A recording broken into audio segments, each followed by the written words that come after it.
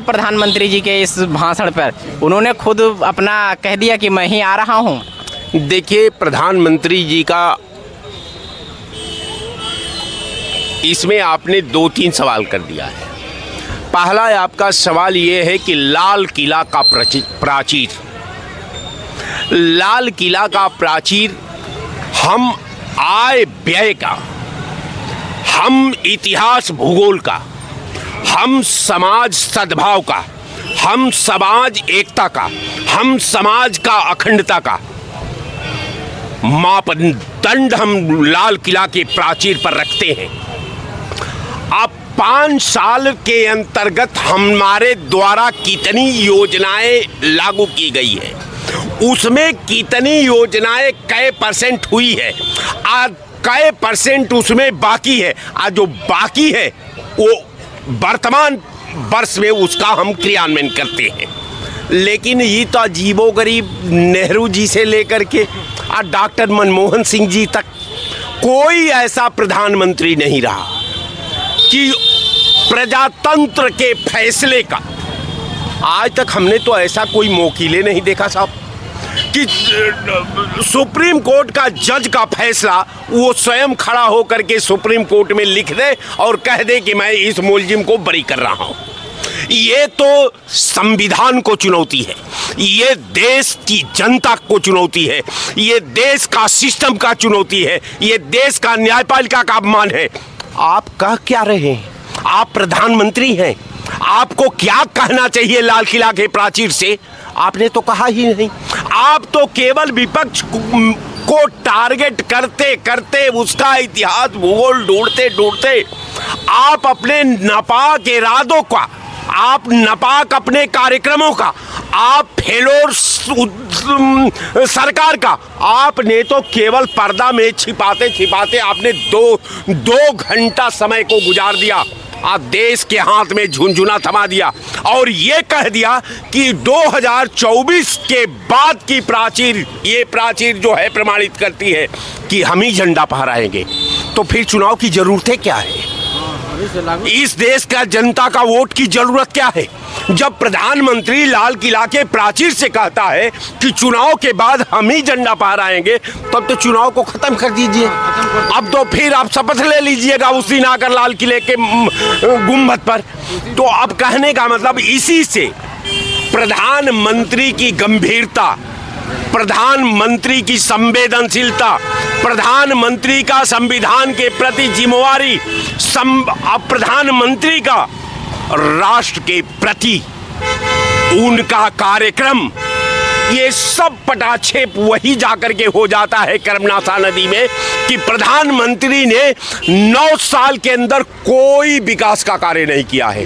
केवल हिंदू मुसलमान, केवल पाकिस्तान हिंदुस्तान, केवल अगड़ा पिछड़ा, केवल दलित शोषित, ये बात करते रहे। और लास्ट में आकर के हिंदुस्तान के 80 करोड़ लोगों को भिखारी का प्रमाण पत्र जारी कर दिया, भिखारी बना दिया। वो तो उपलब्धियों के निगाह में दिखा रहे कि हमारी बहुत बड़ी उपलब्धि। बिल्कुल साहब, इसमें कहीं दो राय नहीं, उपलब्धि तो ऐतिहासिक है। दुनिया का किसी भी मुल्क के पास, यानी पाकिस्तान, बांग्लादेश और नेपाल के पास ऐसी उपलब्धि नहीं है जिसका प्रधानमंत्री 80 करोड़ से 140 करोड़ के आबादी में 80 करोड़ से लाइन लगवाता है और प्रमाणित कर देता है कि मैंने 80 करोड़ लोगों को 2 किलो चावल और 1 किलो गेहूं दिया। ये तो प्रमाणित है, जग जाहिर है साहब। देश उपलब्धि की निगाह में देखना चाहिए। बस देश का यही विकास है कि आपने 22% से बढ़ा करके 75% पर ले जाकर के देश को खड़ा कर दिया। गरीबी में आपने इतना काम किया कि आने वाला कल आपका अनुकरण करते करते वो दम तोड़ देगा। आपको मैं बता दूं, एक बात को आप नोट कर लीजिए, ये देश है, क्षेत्रीय नेता की कुर्सी नहीं है, वो तप की कुर्सी है, वो तपस्या की कुर्सी है, वो बलिदान की कुर्सी है। जो कर वहां देश का निर्माण नहीं कर सकता। जिसके पास देश का खोपड़ा होगा, जिसके पास देश के प्रति तर्पण होगी, जिसको देश की एकता और अखंडता में विश्वास होगा, वो भारत का प्रतिनिधित्व करता है और लाल किला के प्राचीर से भारत के निर्माण का योजना का घोषणा करता है। जी जी, थोड़ा 1 मिनट था और जवाब। जी जी, जैसे अभी प्रधानमंत्री जी ने लाल किले से कहा, लेकिन देश की उपलब्धियां टेक्नोलॉजी के विषय में, नौकरी के विषय में, आगे और क्या हम करने वाले हैं, इसको गिनाने के बजाय प्रधानमंत्री गठबंधन को, कांग्रेस को कोस रहे, कैसे देखते हैं इसको? आप हमको बताइए जी। देश आजाद हुआ तो हमारे यहाँ सुई बनती थी? ये तो प्रधानमंत्री जी नहीं, विपक्ष को जो कोस रहे हैं, नहीं उसके कोस रहे हैं, उनको कहने दे तो ढकोसला प्रधानमंत्री है जी, ढकोसला, हवाईबाज प्रधानमंत्री है ढकोसला। वो कहते हैं कि सब हम ही 9 वर्ष में कर दिए। तो आज़ादी मिली कब हमको? हमारे देश में कांग्रेस ने इतना बड़ा काम किया, आपका मार्गदर्शन में कांग्रेस ने आपको रास्ता दिया। स्वतंत्रता संग्राम सेनानी में प्रधानमंत्री जी के परिवार के कई लोगों का नाम आता है। अब यही हम मुलाकात, देश आजाद कराने में इनका कहाँ नाम आता है? फोन किया था मैं। और जो देश के लोगों ने आजाद कराया, जो अपनी कुर्बानी दिया, उसके लिए इन्होंने क्या किया? ठीक है, और कुछ लोगों से बेरोजगार। अच्छा, ये एक बात बताइए, अभी प्रधानमंत्री जी ने फिर से गठबंधन को ही कोसा। लाल किले से भाषणों में तो कोसते रहते थे, सांसद में भी बोले थे, लेकिन अभी लाल किले से भी कुछ टेक्नोलॉजी, क्या हमने विकास किया, क्या करेंगे, कितनी नौकरियां, इसको ना बोलकर वहाँ भी गठबंधन को, कांग्रेस सरकार को कोस रहे, कैसे देखेंगे इसको? 15 अगस्त किस लिए मनाया जाता है ये पता है आपको? अब ये तो प्रधानमंत्री नहीं, हमने आपसे सवाल कर रहे हैं। मैं आपसे सवाल करता हूँ, 15 अगस्त हम आज़ादी पे मनाते हैं ना? जी, आज़ादी पे मनाते हैं ना। चलिए मैं ही जवाब दे देता हूँ, आप नहीं दे रहे हैं। आज़ादी पे मनाते हैं ना।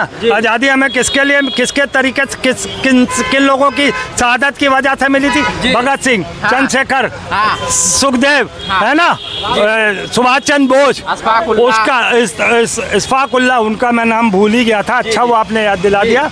वो साहब जिन्होंने देश के लिए शहादत दी, क्या देश के प्रधानमंत्री ने उनका कोई जिक्र किया?